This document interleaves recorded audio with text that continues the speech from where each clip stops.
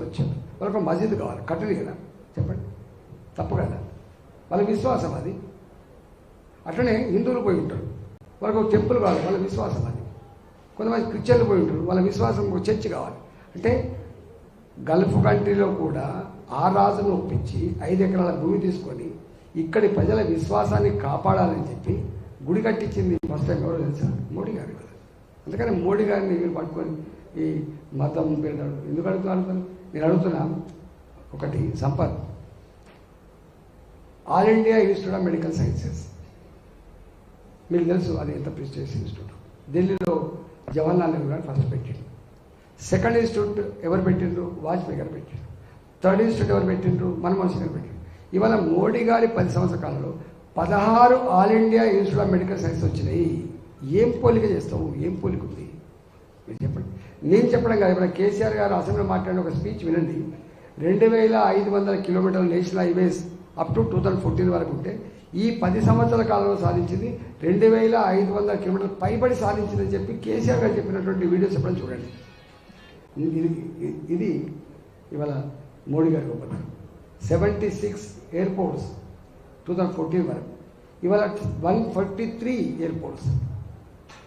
మీరు ఇప్పుడు చూడండి, అసలు చాలా చాలా అనేక రకాల మార్పులు వచ్చినాయి.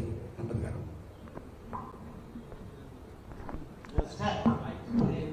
తాజాగా పిసిసి అధ్యక్షుడు శ్రీ రేవంత్ రెడ్డి కేసీఆర్ దోపిడీలో ఈటల కూడా బాగున్నాడు. అప్పట్లో ఆయన ఆర్థిక మంత్రి ఉన్నప్పుడు ఆయన జరిగింది.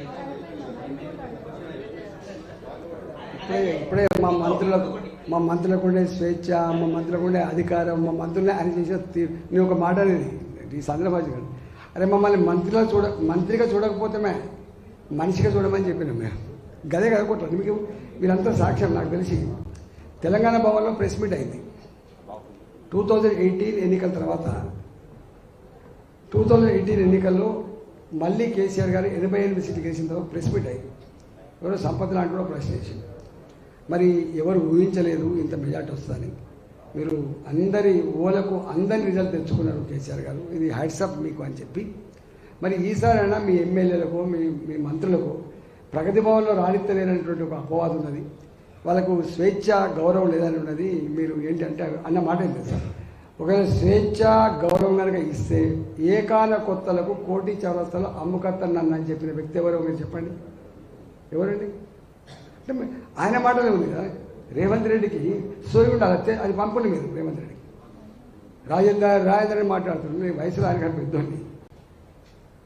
నువ్వు ఎంత పెద్ద పొజిషన్ ఉన్నా సంస్కారం అంతా ఉండాలి. నేను రేవంత్ రెడ్డి గారని మాట్లాడుతాను, రాజశేఖర్ గారని మాట్లాడతాం, మేము చంద్రబాబు నాయుడు గారని మాట్లాడతాం. మేము సంస్కారం ఫస్ట్ నేర్చుకోమని చెప్పి వాటికనే పొజిషన్ రాగానే భాష మారదు, ఏది పద్ధతి మాట్లాడదు. మానవ బాంబన అయిపోయేటోడు మూడు ఉంటాడు. మానవ బాంబ అయిపోయేటోడు ముఖ్యమంత్రి కావన్నా? మానవ బాంబ అయిపోయేటోడు ముఖ్యమంత్రి కావన్నా? ఉన్మాది ఉంటాడు. పేగులు మెడకేసుకుంటాడు సైకో, పేగులు మెడకేసుకుంటాడు ముఖ్యమంత్రి కావాలా? సైకో అయి తీసుకుంటాడు. ఈయన సైకోనా? ఈయన సాడిస్టా? ఈయన ఉన్మాదా? నేను అడుగుతున్నా. దేనికైనా మాట్లాడుతున్నప్పుడు నేను నిన్ననే ఒకటి చూసిన, తెలుగుదేశం పార్టీ లీడర్ ఉన్నప్పుడు కాంగ్రెస్ పార్టీ మీద చేసిన కామెంట్స్ ఒకటి మీకు ఈ మధ్య చేతిలోకి వచ్చింది. అవి మీకు కనపడుతూనే లేవు. మాకు ఎంత దుర్మార్గంగా మాట్లాడండి. కాంగ్రెస్ పార్టీ అంటే ఏంటనేది నిర్వచించింది మొత్తం. స్కాముల పార్టీ, దుర్మార్గుల పార్టీ, ఇట్లాంటి పార్టీ, అట్లాంటి పార్టీ అన్నాడు. ఇప్పుడు అదే పార్టీ కానీ అధ్యక్షుడు ఆయన, అదే పార్టీ కదా. మేము కేసీఆర్ నుంచి వచ్చినాం. ఇప్పటి వరకు ఎప్పుడు సంస్కారహీనంగా మాట్లాడలే. కేసీఆర్ నుంచి వచ్చినాం, సంస్కారహీనంగా మాట్లాడలే. పద్ధతి ఉంటుంది. ఇవాళ ఎందుకు బీఆర్ఎస్ పార్టీలో, ఇవాళ మొత్తం బీఆర్ఎస్ పార్టీలో ఎమ్మెల్యేలు కావచ్చు, ఎంపీలు కావచ్చు, మా మీద కామెంట్ చేస్తారా చెప్పండి? అందుకని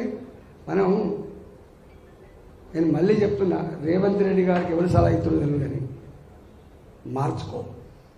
4 కాళ్ళ పాటు నేను ముఖ్యమంత్రి ఉండాలని చెప్పి ప్రజలు భావించి ఓటేశాను. 5 ఏళ్ళ కోసం ఓటేశాను. కానీ పలచబడకు, ఆ ముఖ్యమంత్రి స్థాయి తగ్గించకు, నీ స్థాయి కూడా తగ్గించుకోకని చెప్పి సూచన చేస్తున్నా. ఏది పద్ధతి మాట్లాడు. మరి నేను అడుగుతున్నా, ఇప్పుడు నా మీద గిన్ని ఆరోపణ చేసి, నా మీద కూడా ఆయన మంచి కామెంట్ చేసి ఉన్నాయి. అప్పుడు ఈటల గారిని విక్టిమైజ్ చేసిండ్రు, ఈటల గారికి ఇది లేదు అది లేదు మాట్లాడి, అవి కూడా పంపిస్తాను చూడండి. రేవంత్ రెడ్డి గారు ఆ మాట అనగలడు, మళ్ళీ ఈ మాట కూడా అనగలడు. నేను ఇంకొక మాట అంటున్నాను, రెవెన్యూ డిపార్ట్మెంట్ ఎవరి కింద ఉంటుందండి? చెప్పండి, ఎవరి కింద ఉంటుంది? గవర్నమెంట్ ఆఫ్ తెలంగాణ కింద ఉంటుంది. నేను గెలిచిన తర్వాత మళ్ళీ 2,500 సంవత్సరాలు ఉన్నాడా లేదా ముఖ్యమంత్రి కేసీఆర్? ఎందుకో చేయలేకపోయాడు. 2021లో గెలిచిన తర్వాత ఆయనే ముఖ్యమంత్రి కదా, ఆయన కింద రెవెన్యూ శాఖ ఉంది కదా, ఎందుకో నా భూములు బయటకు తీయలేకపోయాడు, వేయలేకపోయాడు చెప్పండి. గట్లా కావాలని అధికారం నీ దగ్గర ఉందని అహంకారంతో ఒకరిని క్యారెక్టర్ అసాసినేట్ చేస్తే దానికి మూల్యం చెల్లించడు. ఈయన మళ్ళీ ఇలా మాట్లాడతాడు, ఇలా మాట్లాడతాడు, మంచిది కాదు అట్లా. ఇంకో ప్రశ్న, మీరు బీజేపీ నాయకులు ఎవరు ఎదుర్కొనే ఒక విచిత్రమైన ప్రశ్న ఎదుర్కొంటారు. గెలిచినప్పుడు అది వ్యక్తిగతము రాజేందర్ కూడా గెలిచిందని. ఇప్పుడు పదే పదే ఈ ప్రశ్న ఎందుకు ఉత్పన్నమవుతుంది, దీన్ని ఎట్లా కనిపిస్తారు? ఇక నా మీద పడని వాళ్ళు, గిట్టని వాళ్ళు, జెలిసి ఉన్న వాళ్ళు ఎవరో ఉంటారు కదా. ఇప్పుడు గిట్టలు ఆయన అంటే వాళ్ళకి అందరూ శత్రువులు లేకుండా ఇక చాలా మంది శత్రువులు అయిపోయింది. ఎందుకైనా తెలియదు మరి. సార్,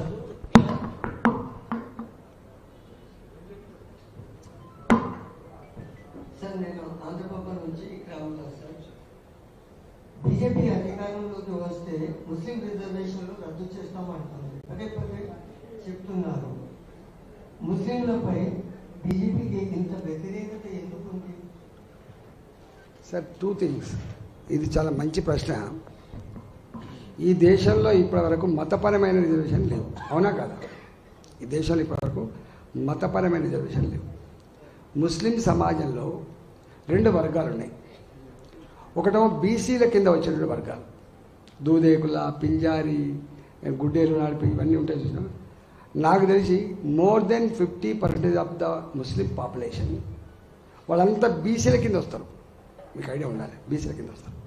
రెండవది, ఇవాళ బీసీల కింద రాని ముస్లింలు ఎవరైతే ఉన్నారో, పఠాన్లు కావచ్చు, సయ్యదులు కావచ్చు, కొంచెం పెద్దవాళ్ళు, ఇలా ఈడబ్ల్యూఎస్ రిజర్వేషన్ వచ్చినాయి. ఈడబ్ల్యూఎస్ రిజర్వేషన్లో రెడ్డిలు ఉంటారల్లా, వైశ్యులు ఉంటారల్లా, పఠాన్లు ఉంటారు వల్ల, సయ్యదులు ఉంటారల్లా. నా పాయింట్ అర్థం చేసుకోండి. ఇవాళ ముస్లింలకు రిజర్వేషన్లు ఉన్నాయి. ఒకటి, బీసీలలో ఉన్నటువంటి వాళ్ళకి రిజర్వేషన్లు ఉన్నాయి. ఇప్పుడు ఓసీలలో ఉండే వాళ్ళకు ఈడబ్ల్యూఎస్ రిజర్వేషన్లు ఉన్నాయి. కాబట్టి ఆల్రెడీ రిజర్వేషన్ల తర్వాత మతపరమైన రిజర్వేషన్ లేదని అంటున్నారు భారతీయ జనతా పార్టీ. దాన్ని అర్థం చేసుకోండి. ముస్లిం రిజర్వేషన్ అంతా బీసీఈ రిజర్వేషన్లో ఇచ్చారు. నేను ఎగ్జాక్ట్లీ నేను ఏమంటున్నాను, ఇప్పుడు బీసీలలో ముస్లిమ్స్ ఉన్నారా లేదా? ఫస్ట్ చెప్పండి, ఉన్నారా లేదా?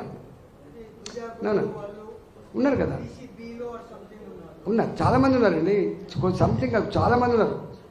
ఇప్పటికే ఈ రాష్ట్రంలో ఈ రాకముందే, ముస్లిం మైనార్టీల రిజర్వేషన్ ఈ రాకముందే, ఈ కేటగిరీ రాకముందే ముస్లింలు చాలామంది బీసీ